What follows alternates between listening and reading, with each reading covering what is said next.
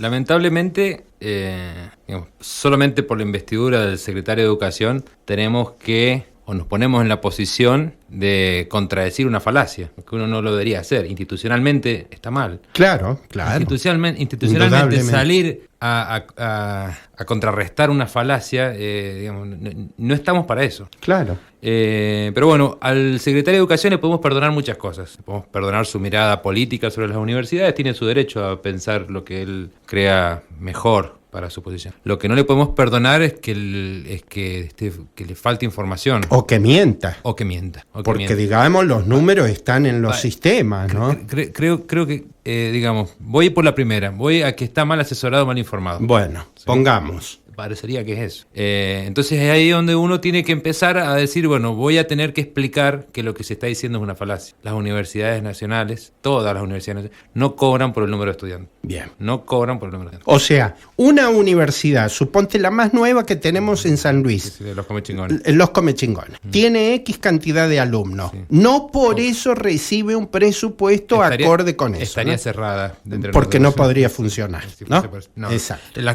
Se compone el presupuesto por diferentes factores. De todas maneras, es cierto que hay un polinomio, que en alguna parte está el número de estudiantes, pero que no, por supuesto no define lo que reciben las universidades. Hace más de 20 años que las universidades recalculan su presupuesto en una recomposición o van de atrás de la inflación. En este último tiempo ha sido mucho más agudo y mucho más notorio. Sí. Pero la realidad es eso, que se trabaja con la Secretaría de Educación o Ministerio de Educación en otra época para que lleve una propuesta al Ministerio de Economía que después sea parte del presupuesto y que siempre contempla recomposición por inflación o para la creación de las nuevas universidades, las componentes que corresponden, digamos. Eso por un lado. Y por otro lado, las universidades nacionales, para cada actividad de gestión hay un sistema de información que pertenecen al Sistema de Información Universitaria, al SIU. Claro.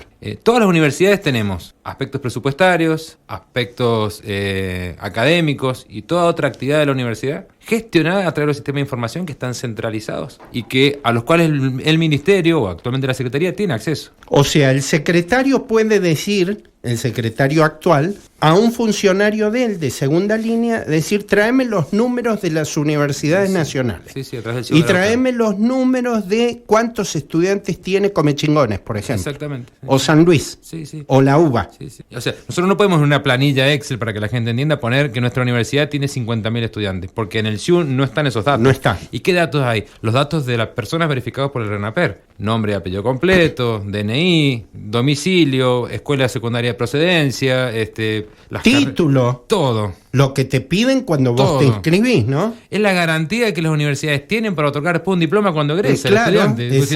Exactamente. No se puede de otra forma. Entonces, vuelvo al punto que uno hasta se siente subestimado, digamos, tener que salir a explicar que una falacia es una falacia, digamos. Es eso lo que estamos haciendo. Creo que no contribuye en nada a la discusión de fondo. Creo que las universidades, lamentablemente, estamos con una agenda de reclamo constante frente a un gobierno en vez de estar pensando en cuestiones que realmente son muy importantes y que eran parte de la agenda post-pandemia de las universidades. Es cómo dialogamos con la juventud, con quienes salen de la secundaria, que han cambiado la forma de entender el acto educativo con la irrupción de la tecnología, de las redes sociales, de internet. No, estamos hablando con un funcionario que inventa información o que, como dije al principio, es mal informado y lo reproduce con muchísima seguridad sobre que las universidades somos una máquina de generar presupuesto, aparentemente. O sea, y ya que aumentamos un 30% de los estudiantes, bueno, si por eso aumentémoslo un 300%, si fuera tan fácil, sería incontrolable. Claro. No es así, no ocurre. Claro. No existe ese panorama. Bueno, ¿y qué puede llevar a un funcionario de altísimo rango, que puede ser un secretario, pero es un ministro, digamos, de educación, a inventar eso? Es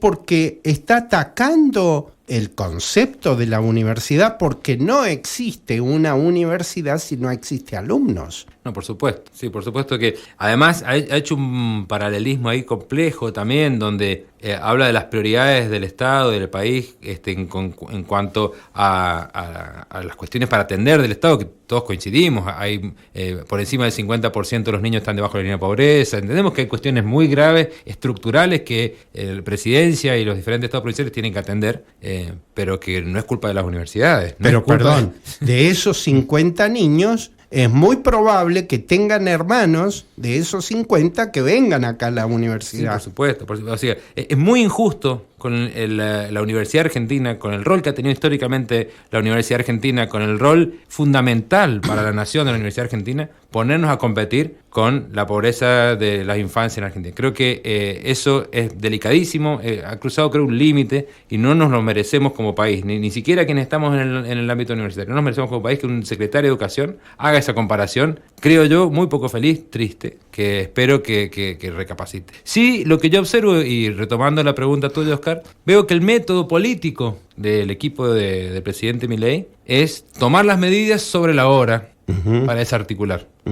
Digo, es un método. Uno lo podrá coincidir o no, pero nos podemos remitir a lo que ha ocurrido en las últimas manifestaciones, no solo en el ámbito universitario, sino de otras, pero en el ámbito universitario podemos ver que cuando va llegando el momento de la anunciada medida, llámese marcha, llámese paro, lo que fuese, aparecen medidas intermedias o de menor costo económico para ellos, para intentar desarticular o para decir, bueno, al final se quejan porque les gusta quejarse. Por ejemplo, en la oferta que hicieron la semana pasada en el marco de paritarias, ¿no? Bueno, una paritaria especial, ¿no es cierto? Sí. A la cual no estamos acostumbrados, una paritaria, claro. Convocada, unilateral prácticamente. Sí, convocada de la Te noche a la ofrezco esto, mañana. chao. Claro. No hay respuesta, no hay Sí. ni de vuelta, no hay una mesa de No hay estudio, debate. no hay un debate, no hay una mesa de trabajo, pero sí vemos una oferta, por supuesto, recontra insuficiente, pero una oferta al fin, de mejora salarial para docentes y no docentes, y dato que queda ahí en el éter de que las universidades inventan número de estudiantes para recibir más presupuesto. Entonces estamos reclamando algo que no nos correspondería según esa lógica. Bueno, como todo, hay que salir a explicarlo, hay que mostrarlo la información, explicar a la sociedad, porque la verdad que no todos entienden que hay sistemas de información que son bastante confiables, son auditables. Claro. Y que además son la garantía de los diplomas que entregamos a la universidad. Finalmente, otorga un diploma o Claro. alguna certificación de los estudios que aprobó una persona y hay un sustento que son los sistemas de información. No son auditables de punta a punta, sino cualquier diploma sería sospechado de que no es real o que no es original. Hay una estrategia política muy conocida por siglos que es el miente que algo quedará, ¿no? Indudablemente que toda la población no es universitaria y la población no universitaria no se va a detener en verificar que lo que dice este funcionario es mentira, ¿no? Tienen que salir los universitarios a explicar. Cuando vos ya explicás es tarde, claro. Porque de 10 personas a lo mejor 3 creyeron en la mentira del funcionario y andá a hacerles cambiar, digamos, una mentira. Realmente es un daño. Es un daño, realmente, ¿no? Es un daño por la investidura del secretario, por la penetración que tiene en los diferentes estratos sociales, en los medios de comunicación, en las redes sociales, por el lugar que ocupa. O sea, no es claro. Carlos Torrendel, es el secretario de Educación. Sí, claro. Personalmente con él no tenemos absolutamente nada, digamos. Pero sí que el secretario de Educación traiga esa información, incluso poniéndolo en potencial. Igual así es dañino. Claro. Es dañino porque instala un tema que, claro, yo creo que es estratégico, desde el punto de vista del gobierno, en la semana de la manifestación, en la semana de la marcha, en la semana donde la comunidad universitaria, pero también parte de la sociedad, se suma a decir, con las universidades no. Claro. Con las universidades no. Por otro lado, las universidades que están siendo las instituciones de mayor credibilidad del país. Bueno, eso es un estudio que ha salido, que sí. no es solicitado por las universidades, pero que está. Sigue habiendo una ponderación, una valoración de la institución universitaria argentina por parte de la sociedad, que es muy elevada todavía. Sí. Hay evidentemente una percepción en la sociedad que en la universidad se reciben beneficios para la propia sociedad y eso no va a cambiar, aparentemente no va a cambiar. Creo que nos carga a nosotros con una responsabilidad ser protagonistas de esa confianza también y bueno, también es una alerta para el gobierno, claro. Que lo tendrá que leer en algún momento. Esto que mencionaba al principio, la marcha de abril logró que el presidente dé vuelta una forma de analizar o de entender un tema estratégico o político, y fue casi uno de los pocos ejemplos. Uh-huh. No ha sido inflexible con otros temas. Sí. Con el tema universitario fue duro, pero lo terminó revirtiendo. Creo que nos está poniendo a trabajar en un método que no es el que queremos. ¿Quién quiere estar protestando en las calles, digamos, cuando tenemos otras vías más más sensatas, de sentarnos a hablar en una claro. mesa, simplemente, no nadie obligar a nadie, sino sentarnos a discutir. Tal vez lo que nosotros percibimos, lo que el arco universitario, que bastante amplio es, entiende una situación y tal vez no es así, el gobierno entiende otra.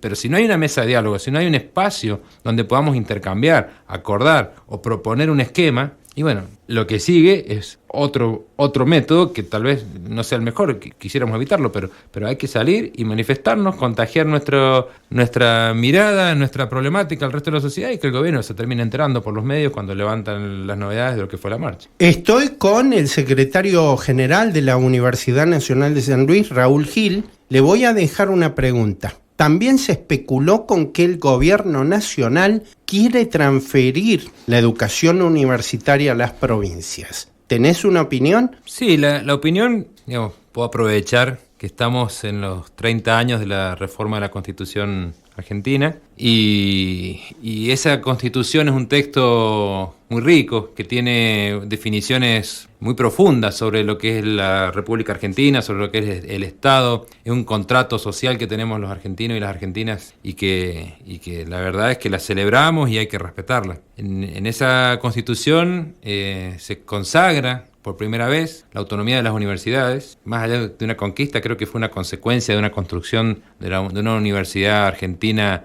sólida, transformadora, y que ha sido parte de incluso de la construcción democrática de nuestro país. Creo que cualquier cambio en el esquema del funcionamiento de las universidades debe primero discutirse a nivel de la Constitución. Por supuesto que quien sea presidente, ya sea Milei o algún otro, puede intentar modificarlo, tendrá que reunir los requisitos para que eso ocurra. La modificación de la Constitución no es simplemente un decreto o una ley, sino que requiere mucho más acuerdo. Allí es donde creo que los partidos políticos tienen un rol muy importante.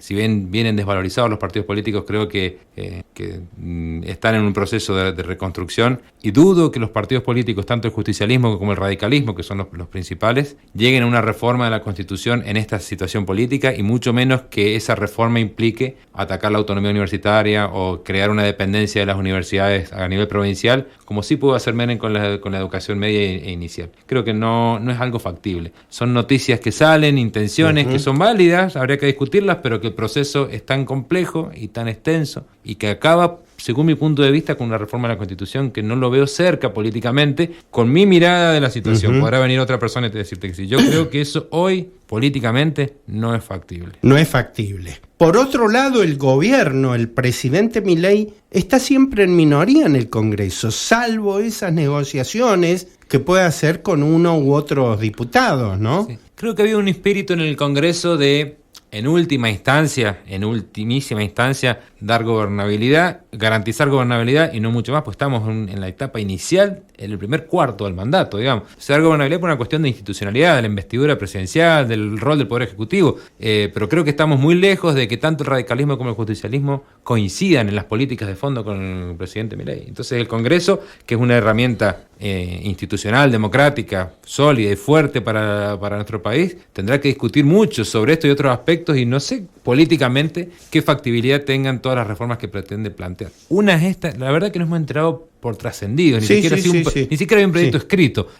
Yo personalmente veo algo como demasiado remoto, muy lejos, y que no veo las condiciones políticas. Veremos qué pasa. ¿Qué va a pasar el día 2 aquí en San Luis? Bueno, el día 2 estamos acompañando a los sindicatos docentes, no docentes, de las agrupaciones estudiantiles en esta marcha de las universidades nacionales, que se va a replicar en todas las ciudades donde las universidades tienen sus centros, principalmente también en la Ciudad Autónoma de Buenos Aires. Está convocada la comunidad universitaria y toda la sociedad de San Luis al rectorado de la universidad a las 17:30 para que el correo argentino, para que a las 18 marchen hacia el rectorado de la universidad, donde se hará un cierre y se leerá el comunicado que realizó el SIN contra el veto de la Ley de Financiamiento Universitario. Esto mismo se va a repetir, como comentabas más temprano, en la Ciudad Autónoma de Buenos Aires, con todas las universidades que están allí en Buenos Aires marchando hacia el Congreso, y en todas las ciudades del país donde hay universidades se replicará. Por ejemplo, aquí en San Luis también habrá otra marcha en la ciudad de Villa Mercedes y en la Villa de Merlo, con la UNBIME y la Universidad de los Comechingones respectivamente, y con el apoyo también de las facultades que tiene la Universidad Nacional de San Luis en esos centros. Pero entiendo que la principal marcha será aquí en la ciudad de San Luis, donde hay mayor